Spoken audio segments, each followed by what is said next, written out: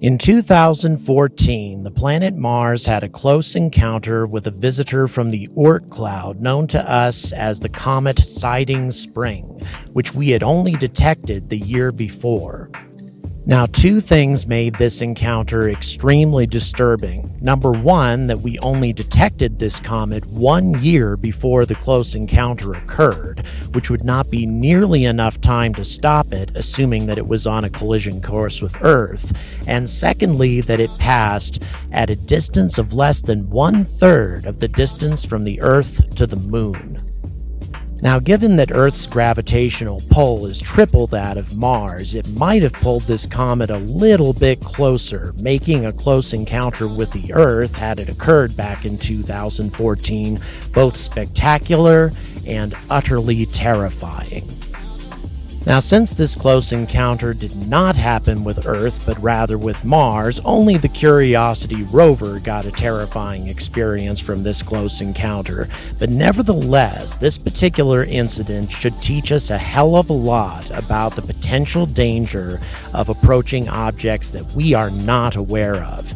In a time that NASA has recently announced that we have identified 99% of the objects that could create an extinction-level event on this planet, we are not taking into account objects that come from outside the inner solar system, and they come on a disturbingly regular basis, and we don't detect them until it's far too late. Now, had Siding Spring collided with the Earth, it probably would not have created an extinction-level event. However, it still would have been an incredible explosion and unbelievably devastating. We're talking in the vicinity of about 100,000 megatons. Not 100 megatons, 100,000 megatons. Now, an explosion of this magnitude would have a blast radius of about 150 kilometers, and if it hit an ocean, which it would have about a 70% chance of doing, it would create global tsunamis and devastation unlike anything we have seen in recorded history. Now, as far as what an explosion of this magnitude would do to the weather, we do have a historical record.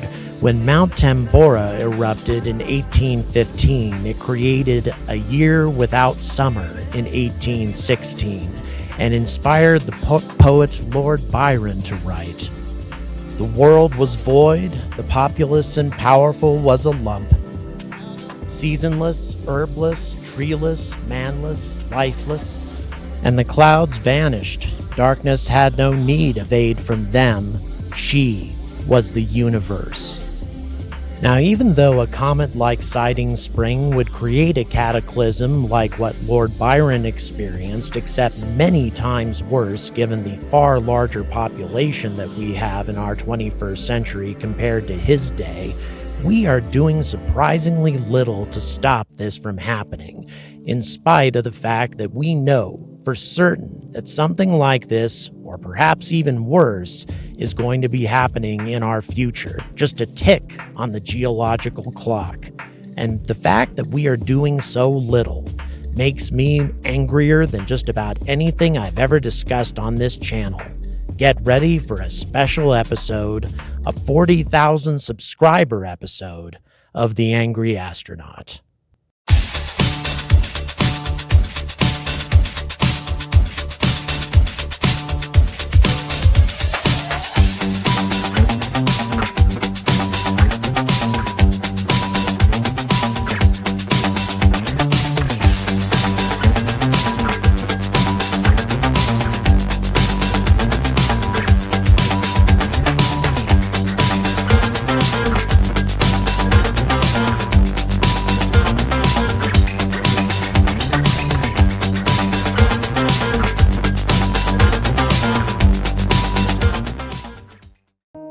Welcome to Meteor Crater, Arizona. Unfortunately, as a result of some audio issues and also the fact that I was surrounded by tourists that didn't have a hell of a lot of respect for YouTubers, I'm having to record the audio for this on the following day. That being the case, however, this was a remarkable experience to say the least, and I'm hoping you're getting a little bit of the scale of this place. This crater is utterly gigantic. The distance from where I was standing to the other rim of the crater is about 1,200 meters, and the depth of the crater is about 170 meters, although it used to be deeper. Erosion over the last 50,000 years has caused material to accumulate at the bottom of the crater, making it more shallow than it used to be in the past. The iron asteroid that created this crater was a pebble compared to the Siding Springs comet that we were just talking about, a mere 45 meters in diameter, and yet it still created a 20 megaton explosion and this colossal crater that you're looking at right now. And by the way, if you think that this is stock footage of some kind, well, hello everybody, here I am. Yes, that's my hand. So let's keep talking, shall we? The scale of this crater is difficult to describe unless you're actually there, but here's one way to describe it. See that rock way out there on the rim that I photographed? That's what that rock looked like from my perspective when I took this photograph. And this is what that rock looks like when you photograph it close up. And just for a sense of scale, let me show you what a full-size adult looks like when compared to that particular rock that was tossed out like a pebble by the force of the explosion. Now, this little 45-meter asteroid, traveling at about 13 kilometers per second, displaced over 300 million metric tons of rock and earth when it impacted 50,000 years ago. And I got to see the crater from a variety of different perspectives, although on the tour they didn't let me set up my tripod or give me enough time for that, so some of the images are kind of shaky. And yes, I was obsessed with this rock. Now, Meteor Crater, Arizona remains the best preserved and first identified meteorite crater on the planet. And however, it was not identified solidly as such until the 1960s. This whole issue was fiercely debated, and as recently as the early 20th century, the U.S. Geologic Survey believed that this was the result of volcanic activity. Until, of course, they started discovering rocks like this one, which is the largest remaining fragment of the iron asteroid.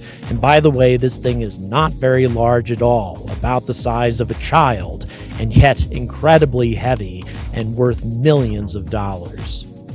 But the fact that after years of mining and searching, the Barringer family was only able to uncover a fragment this large, and a lot of others that are significantly smaller, such as this one, which was stolen from the facility and later returned, is an incredible testament to the explosive force of an asteroid impact. The vast majority of the 45-meter hunk of iron that fell here 50,000 years ago was either vaporized or pulverized by the force of the blast, and traces of its existence can be found just about anywhere along the rim. As a matter of fact, if you drop a magnet in a random spot somewhere around the crater or somewhere in the vicinity of the crater, you will invariably pick up magnetic pebbles and other tiny bits of the asteroid. 50,000 years after the collision, you can easily find remnants of its existence. But even though visiting this crater was a magnificent experience, at the same time I found it pretty disturbing, because objects of this size are extremely difficult to detect. As a matter of fact, we've detected a very small percentage of the ones that are currently flying about in near-Earth orbit. And as you can see, any one of these objects can create an explosion far more powerful than most of the nuclear weapons in the United States arsenal. And these sorts of things happen far more often than we might think. In 1908, the so-called Tunguska event flattened over 2,000 square kilometers of forest land in the middle of Siberia. Fortunately, because it hit a completely unpopulated area, nobody was killed, as far as we know. Now, because of the Russian Civil War and the general state of chaos in Russia during that time, the Soviet Union did not send out a scientific expedition until the 1920s, but the actual cause of the event remains a source of debate to this day. But the best idea is that a stony asteroid or a comet airbursted a couple of miles in the atmosphere, which increased the area of damage without digging a huge crater. Regardless of the cause, the visible devastation caused by this event is something that's a little difficult to describe unless you look at pictures made from the time. And by the way, this is more than a decade after the explosion. Hundreds and hundreds of square miles of flattened trees radiating out in all directions from ground zero. One can only guess what the devastation would have been like had this hit a populated area. And given what happened in Russia, ironically, in 2013, it would appear that these things hit us more often than we used to think. And have a look at the census of near-Earth objects and the number of asteroids that we have yet to locate, especially the smaller ones, the ones between 100 and 300 meters or even smaller than that. And keep in mind, the Tunguska event was probably caused by a meteor in the smaller category on the bottom. Now, suppose there were a nation-state on Earth that would refuse to negotiate with us under any circumstances, and we knew that they were going to drop a nuclear bomb somewhere on the planet in the next century or so. What do you suppose we would probably do about that? Well, we'd probably commit billions of dollars and thousands of troops to stopping them. But what have we committed to asteroid defense? Well, next to nothing. The European Space Agency intended to put up a space telescope specifically designed to detect near-Earth objects, including dangerous asteroids, but predictably that was canceled, as was the asteroid redirect mission, leaving us with one mission in 2021. And, predictably, even that mission has been scaled back tremendously. Originally, this was supposed to be a combined mission between the ESA and NASA. The ESA was going to dispatch a probe called AIM, and this particular probe was going to study a binary asteroid system, and it was going to be followed up by a NASA mission called DART.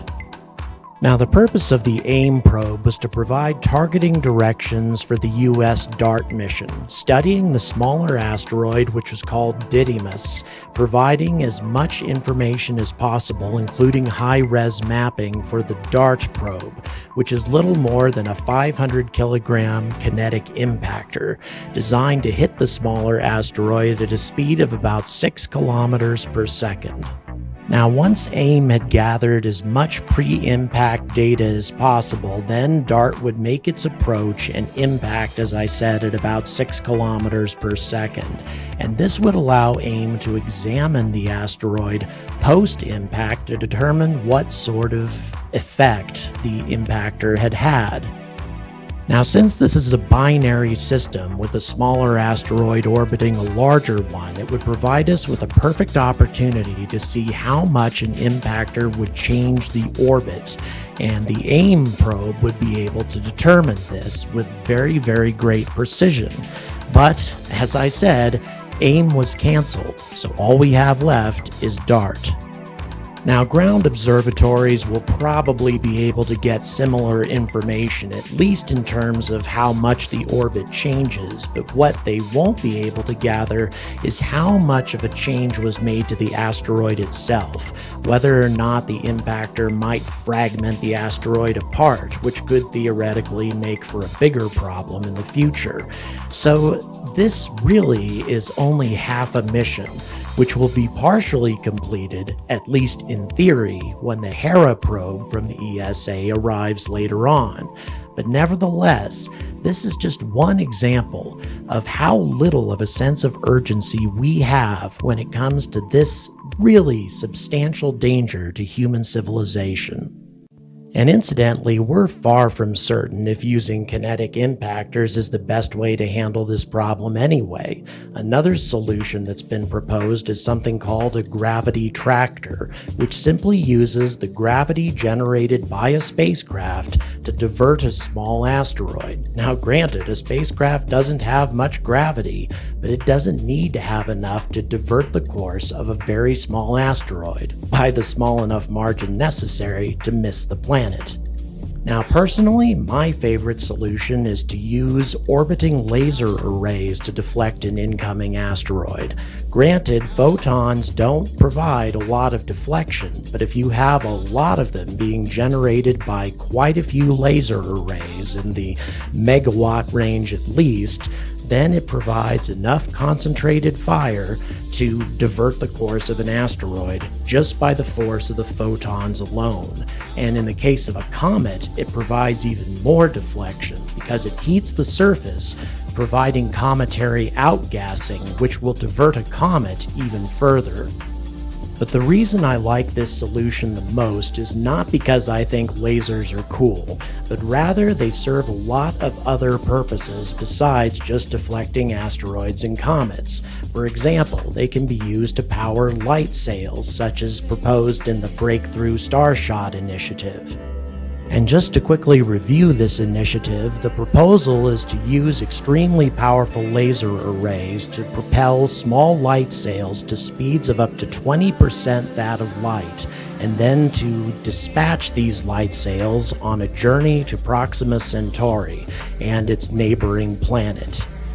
And in addition to providing us with interstellar travel and asteroid protection, this system could also provide the Earth with an enormous amount of power, because the solar panels necessary to power a laser array of this magnitude could also be used to power stations on the surface of the planet, using the same lasers in theory, although these lasers could be weaponized. Therefore, I would recommend, if we are going to build something like this, to make it an international project. And by international, I mean giving every participating country, foremost of which would probably be the members of the UN Security Council, the ability to shut this system down should someone get a bright idea to use it against a target on Earth. But imagine all of the different uses that a system like this could be put towards, not least of which defending the human race from possible extinction. But what could possibly deploy something so vast to near-Earth orbit? Well, I think you just guessed it, the Starship, a vessel that's capable of deploying 100 tons worth of payload into near-Earth orbit with every launch. Because no matter what system we end up using, it's going to be far more effective if it's already in orbit and ready to be deployed against an incoming object, especially if we detect that object a little late in the game. And the Starship would be capable of deploying either a vast laser array or a whole bunch of kinetic projectors or gravity tractors. You notice I haven't mentioned nuclear weapons. That certainly is the last resort that we would want to turn towards when it comes to asteroid deflection, because of the unpredictability of what such a blast would do to an incoming asteroid. Probably make the problem worse. In any event, the Starship could solve all of the problems that we've faced in terms of defending this planet from incoming asteroids simply because of its cost per kilogram. Whether we use it once a day or 3 times a day, as Elon Musk has proposed, the Starship would be capable of deploying hundreds and hundreds of tons of equipment necessary to defend the planet in very short order. That is, assuming the human race is willing to put the investment necessary into defending this planet. And I'm showing you this chart again just to give you a very clear perspective on how many objects there are out there, including quite a few that we have yet to detect, that could create anything from a localized nuclear-sized explosion many times more powerful than Hiroshima to something that would create a worldwide cataclysm. And I'm going to combine this chart with a chart that many of you have seen many times before. The vast number of origami-type solar panels that can be deployed into low Earth orbit by one Starship. And instead of a transmitter, in this case, we might have a laser array or something along those lines to deflect asteroids. One Starship could deploy an enormous amount of solar panels to power a very, very potent laser. So the point I'm trying to make is things like this don't have to be inevitable events in our near future. We don't have to fear this kind of thing falling on one of our major populated areas in the future. Instead, we need to invest in detection and invest in protection for our planet. And yes, it will involve a substantial investment. But consider the investment that we, about a decade ago, put into bailing out the banking system. An insane amount of money was invested by the US government in propping up not only large banks, but other large American corporations that were deemed, quote, too big to fail, unquote, for the sake of saving the economy during the Great Recession. Now, perhaps it did save the economy. I don't know. I'm not going to hazard a guess on that one. But to those who say that saving banks is more important than saving human civilization from a cataclysm like this in the future, well, I have only one thing to say in return. Oh, and by the way, this is also to prove that this is not stock footage. So, now that I've made sure that my channel lives up to its name and reputation, and also perhaps gets shut down in the future, I would like to welcome all of you to 2021 to say thank you for 40,000 subscribers. I cannot believe that this channel has grown so fast in just over 1 year. It continues to boggle my mind. Once again, thank you so much, and remember, until our governments and our civilization takes the necessary steps to defend our species from possible extinction, or at least a horrific cataclysm in the future from a source that we didn't even know existed until the 20th century, I urge all of you to stay angry about space.